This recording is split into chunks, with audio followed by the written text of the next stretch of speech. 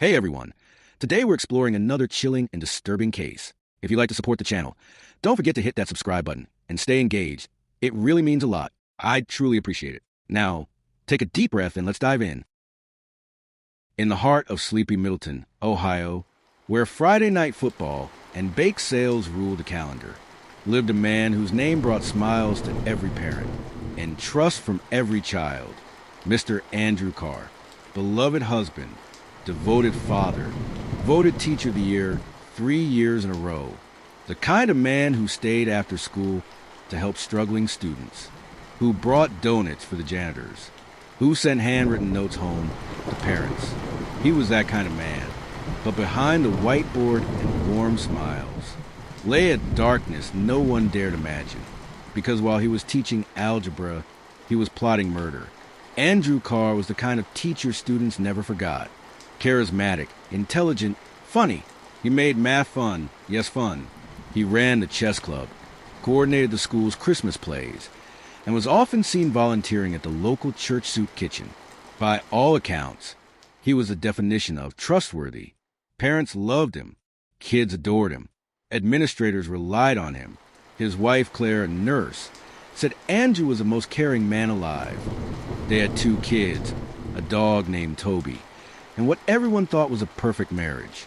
But beneath the awards and accolades, Andrew was hiding a secret, a double life that was rotting from the inside out. The unraveling began with a tragedy that shook Middleton to its core. In September 2022, 16-year-old Emily Graves went missing. She was last seen leaving the school library after hours. Her phone went dark around 6:47 p.m. Emily was a bright student, honor roll, soft-spoken, loved by her classmates, and she was one of Andrew Carr's favorite students. In fact, he'd written her a glowing college recommendation letter just weeks before. Police questioned everyone, but Andrew, they didn't even think to ask. He was the golden boy, the mentor, but someone had seen her get into a gray sedan that evening, and 3 days later, Emily's body was found in a shallow creek bed, naked, bruised, and strangled. The town grieved, and Andrew, he gave a speech at her memorial. Studio microphone, archival audio, Andrew Carr vigil. She was a light in this world, and someone extinguished it far too soon. We owe her justice. The room wept. He was lying. It took nearly 3 months. 3 months of dead ends. 3 months of mourning before anyone realized Andrew Carr was anything but innocent. It started with a USB drive found in his classroom drawer. A janitor cleaning late one night knocked the drawer open while vacuuming. On the drive, hidden folders, hundreds of inappropriate photos, dozens of girls, including Emily, some images dated back nearly a decade. When detectives analyzed timestamps, file metadata, they found something else. Hotel receipts, fake email addresses, secret cash withdrawals. Andrew had been grooming students, meeting them in motels hours away from town, and convincing them it was all part of their mentorship. Emily had discovered the truth. She'd written in her private journal that she planned to report Mr. Carr no matter what happens. The entry was dated 2 days before she vanished. When police came to arrest Andrew Carr in the middle of a school day, the entire building fell silent. He looked confused, calm, like there had been a mistake. But there was no mistake. His DNA was under Emily's fingernails. His car was a gray sedan. And in the trunk, blood, fibers from her school sweater, and a pair of latex gloves. When interrogated, Andrew said nothing. Not denial, not guilt, just silence. Detective clip. I've interviewed killers before, but Carr, he wasn't human in that room. It was like he'd turned off. Digging into Andrew's past opened new horrors. His first teaching job? A private Christian school, shut down after abuse allegations. His roommate in college filed a restraining order. His ex-girlfriend from his 20s went missing, never found, but no charges ever stuck. He knew how to manipulate systems, how to weaponize charm, how to wear masks.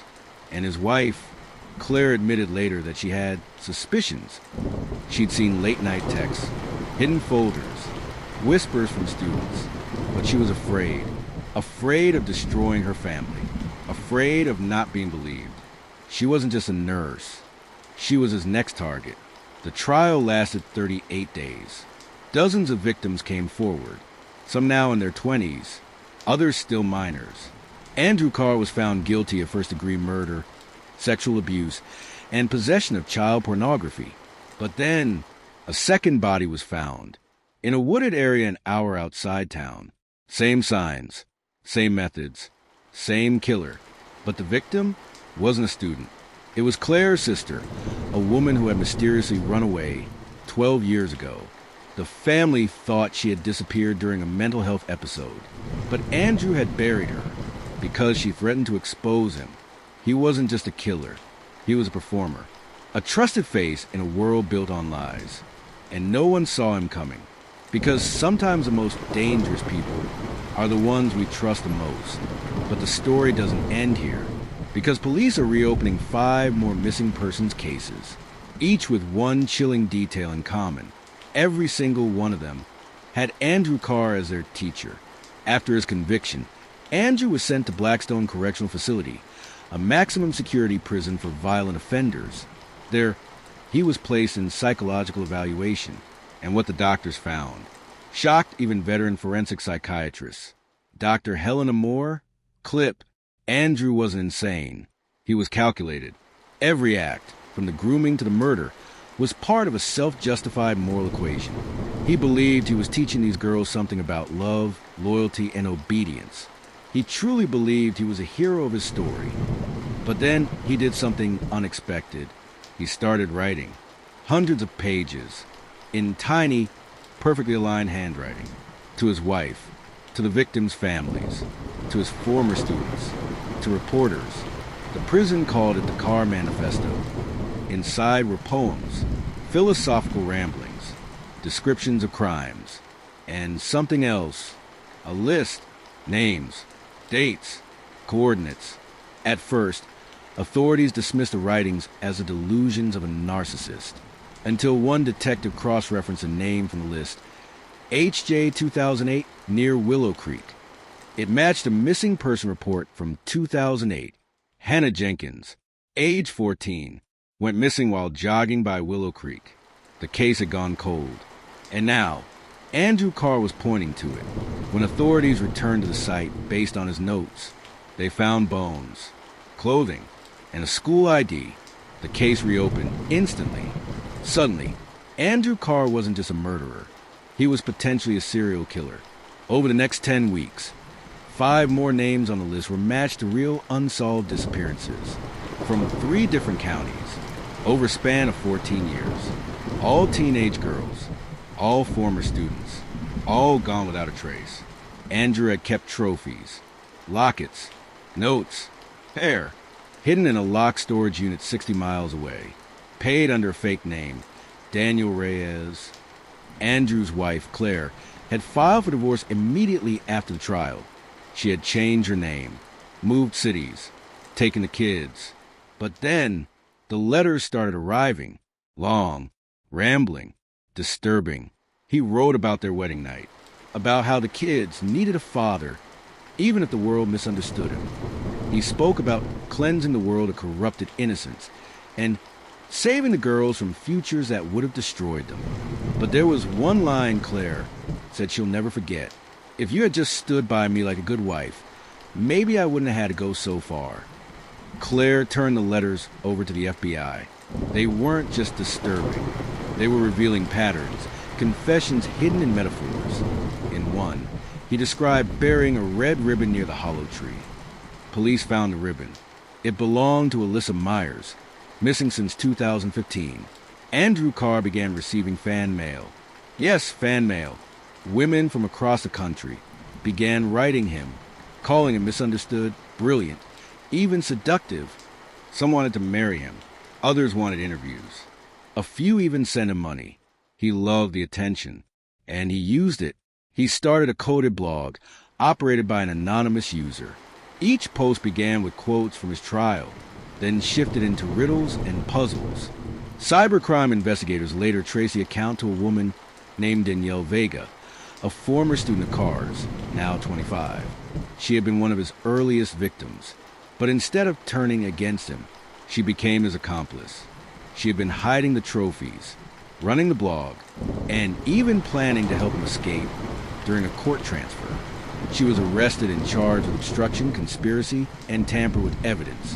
When asked why she did it, Danielle, in court, he was the only person who ever saw me, ever made me feel like I mattered. I owed him everything. In his final interview, Andrew Carr didn't cry, didn't apologize, didn't plead. Carr, from prison video. Everyone plays a role. Mine just wasn't the one they wanted. He showed no remorse. In fact, he said he'd do it all again. But then he said something that chilled everyone in the room. Carr continued, "There are still more. I didn't write them all down. Some secrets are meant to be earned." He leaned back, smiled, and said nothing else. 6 months after his sentencing, Carr's storage unit was auctioned off due to non-payment, but one box, left under a false identity, was discovered in a second unit. Inside, a Polaroid camera, unmarked photos, blood-stained clothing, a third USB drive. On the drive, a list of initials, school years, grave locations, and a single video file. For the next teacher, in the video, Carr stared directly into the lens. Behind him, a classroom chalkboard. Carr recorded, "To the one who replaces me, you'll never have what I had, but maybe you'll be smart enough to avoid what I didn't. Don't trust the system. It doesn't protect people like us. It exposes us." Then he laughed, and the screen cut to black. He wore a smile that fooled an entire town, built a reputation on lies, and weaponized love into manipulation. He was a teacher, a monster, a master of masks. And even now, the question remains, how many more are out there just like him? 3 parts, 3 lives destroyed, dozens of victims, one man who fooled an entire town. But even after Andrew Carr was locked away and his crimes revealed to the world, there was still one person left in his shadow. Claire Carr, his wife, the woman who loved him, and the woman who would be the key to ending it all.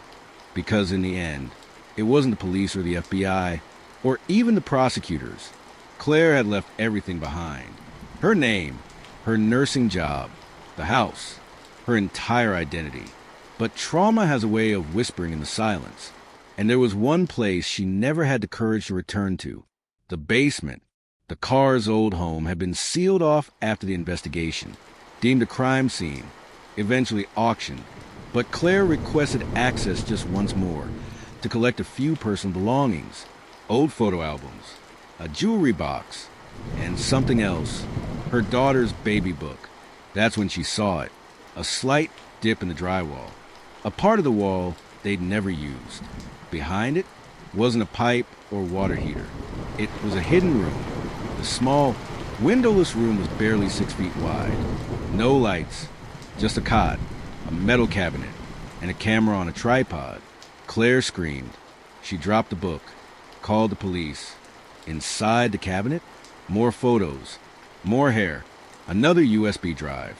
This one was encrypted, and it took cyber forensics nearly 4 weeks to break in. When they did, they found a full manifesto, detailed stories about each victim, timelines, journals, but also one final file, Project Eva. Eva was the name Andrew had chosen for his daughter. The daughter Claire had protected, shielded, hidden from the news, the press, the shame. But in the file, Carr wrote, "She is the one who will carry on, the one who will understand." The others didn't see it, but Eva will. She has my eyes, and soon she'll have my purpose. Chilling doesn't begin to describe it. There were letters addressed to her, set to be sent when she turned 18, each one slowly revealing his crimes, each one wrapped in the language of twisted legacy. He wasn't done destroying lives. He was planning a future bomb. 2 months later, Claire made the decision. She scheduled a visitation, the final one. She brought nothing, no papers, no notes, just one question. Claire, in interview, I needed to look him in the eye, not as a victim, not as a wife, but as a mother. Behind the glass, Andrew smiled. Andrew, prison audio. Claire, still beautiful, still strong. I always admired that in you. But Claire didn't blink. She asked, "Why, Eva? Why would you do that to your own daughter?" His answer, "Because I wanted her to be stronger than me. I wanted her to see the world for what it is. You raise her soft. I was going to fix that." Claire stood and said 5 final words. "You'll never touch her soul." Then she walked away, forever, with the new discoveries.